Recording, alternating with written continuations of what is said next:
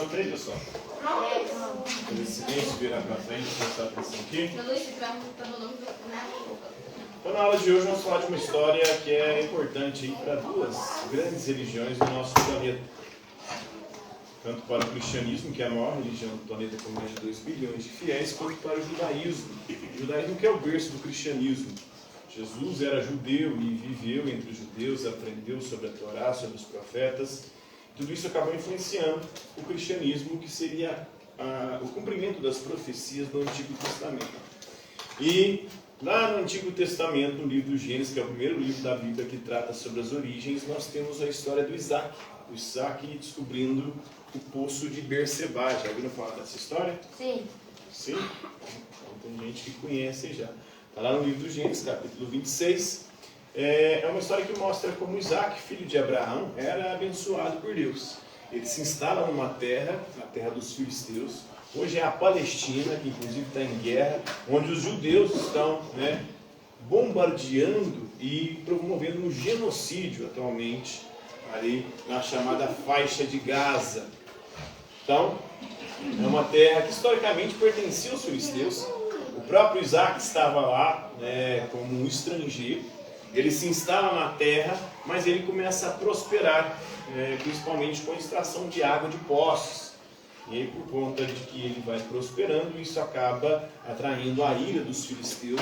E os filisteus começam a tentar boicotar de tudo quanto é forma a prosperidade de Isaac. E mostra aí como os judeus, eles sempre se deram bem nos negócios, historicamente. Os judeus sempre foram bem-sucedidos.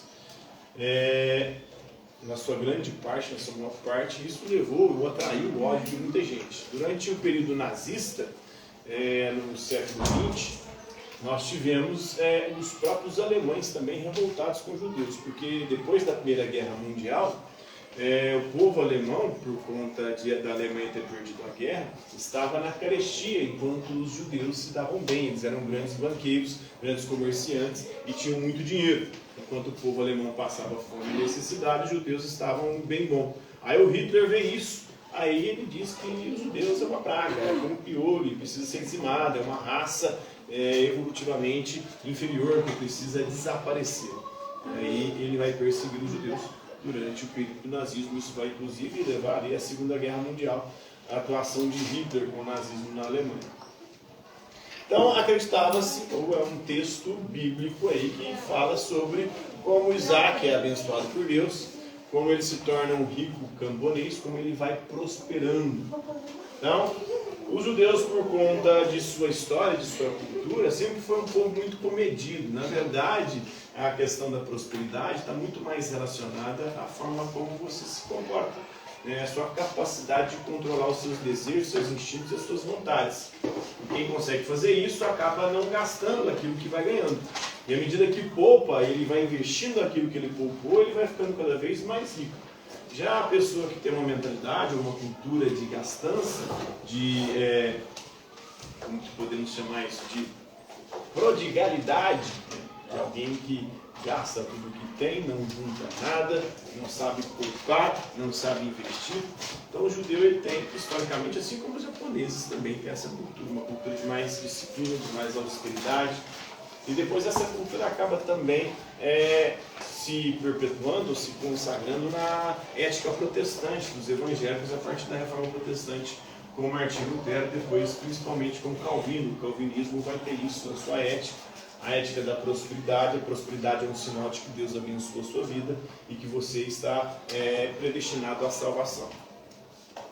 Mas voltando aqui, os filisteus eles ficaram com tanta raiva, com tanta inveja do Isaac prosperando, ficando cada vez mais rico como camponês, que taparam os poços dele, os poços que ele usava para aguar as suas plantações, era um camponês. E o rei Abimeleque, que era o rei dos filisteus, pediu para que ele deixasse as terras da região.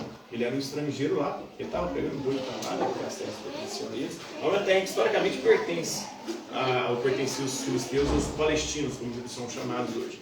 Mas hoje Israel, que é aquela região toda, que é o controle, fazendo algo que o próprio Israel, os próprios judeus, historicamente estão condenados. O povo judeu foi escravo no Egito, foi exilado na Babilônia, teve seu templo e sua terra destruída pelo Império Romano e tiveram que se dispersar na diáspora pelo mundo.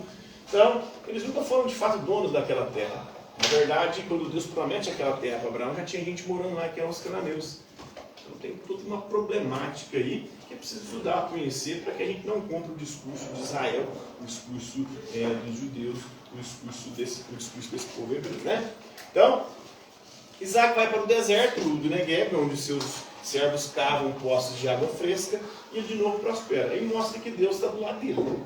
Então, se ele consegue prosperar novamente, é porque Deus está do lado dele. Mas, na verdade, se a gente for olhar, é justamente por conta da cultura. De trabalho, de austeridade, de não gastar com coisas supérfluas, né? Então, vendo isso, Abimeleque, ele procurou Isaac para poder desculpar-se, dizendo que agora ele percebe que Deus está com Isaac. E aí eles fazem um juramento de paz, de não agressão.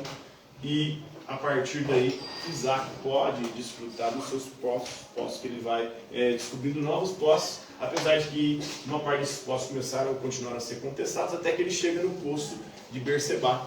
E aí nesse poço ele vai no banquete ali, o servo de Isaac ele descobre um novo poço, um banquete que estava fazendo com o rei Abimeleque. E o lugar foi receber o nome de Berseba, que significa o poço do juramento. O poço onde eles juraram não mais se agredirem e respeitarem uns aos outros e conviverem pacificamente. Filisteus e judeus, ou hebreus, que seria a descendência posteriormente de Isaac. Isaac, filho de Abraão. Isaac teve 2 filhos, Esaú e Jacó, com a sua esposa Rebeca. Esaú era mais velho, tinha o direito de progenitura e levaria a descendência de Isaac para frente, de Abraão para frente, mas o Jacó passa a perna no irmão.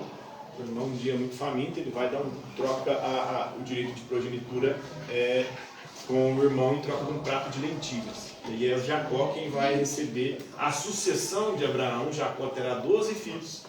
Esses 12 filhos vão se transformar nas 12 tribos de Israel. Dentre esses 12 filhos nós temos José, o mais jovem, que foi vendido como escravo para o Egito. Lá no Egito ele acaba ficando amigo do faraó, depois acaba salvando a sua família, se torna um conselheiro. Durante um tempo o povo hebreu goza de algumas regalias lá, e depois, mais na frente, os egípcios acabam escravizando o povo. Acabou meu horário, né?